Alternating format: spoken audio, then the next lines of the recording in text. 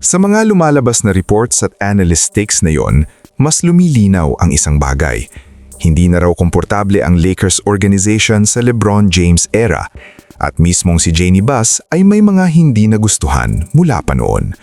Ayon sa insiders, may private complaints si Jeanie tungkol sa laki ng ego ni LeBron at sa kontrol na hawak niya kasama ang Clutch Sports sa loob ng Lakers organization. Ngayon, mas lalong umiinit ang usapan matapos ang mga komento ni na Matt Barnes at isang Joe Budden co-host na diretsahang umatake kina LeBron at Rich Paul. Sa video na to, i-breakdown natin kung ano talaga ang nangyayari sa likod ng Lakers drama. Unang-una, balikan natin yung isiniwalat ng mga analysts. Ayon sa reports, hindi nagustuhan ni Jeanie Buss na ituring si LeBron bilang savior ng Lakers nung dumating siya noong 2018. Para sa kanya, parang nabura ang identity ng franchise at mas naging sentro ang narrative kay LeBron kaysa sa mismong Lakers organization. Dagdag pa rito, ramdam daw ng front office na sobrang lakas ng impluensya ng Clutch Sports mula roster decisions hanggang sa public perception ng team. Dito pumapasok ang sinasabing Clutch Circus.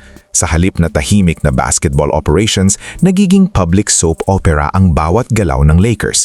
Kapag may trade rumor, contract issue o comment si Rich Paul, automatic na nadadamay ang locker room at media cycle. Ayon sa ilang insiders, napapagod na raw ang Lakers sa ganitong setup. Ngayon, pakinggan naman natin si Matt Barnes. Sinabi niya na weird ang ginawa ni Rich Paul na mag-comment ito tungkol sa posibleng pag-trade kay Austin Reeves.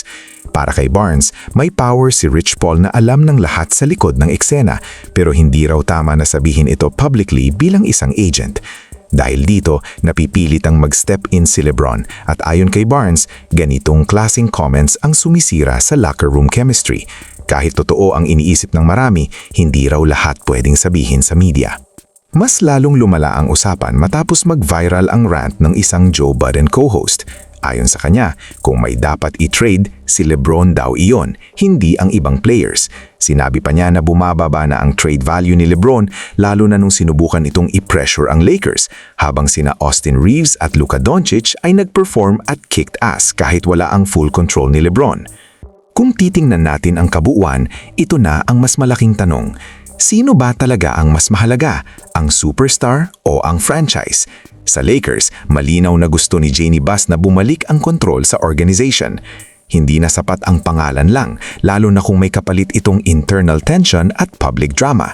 Ngayon, Lakers fans, kayo ang tatanungin ko. Tama ba na pagod na ang Lakers sa LeBron at Clutch Sports? O unfair lang ang mga narratives laban sa isang superstar na nagdala ng championship sa LA? Kung kayo ang front office, sino ang pipiliin nyo? Si LeBron o ang long-term future ng Lakers? Comment nyo sa baba ang opinion nyo at huwag kalimutang mag-subscribe sa Bench Reaction PH para sa araw-araw na Lakers breakdowns.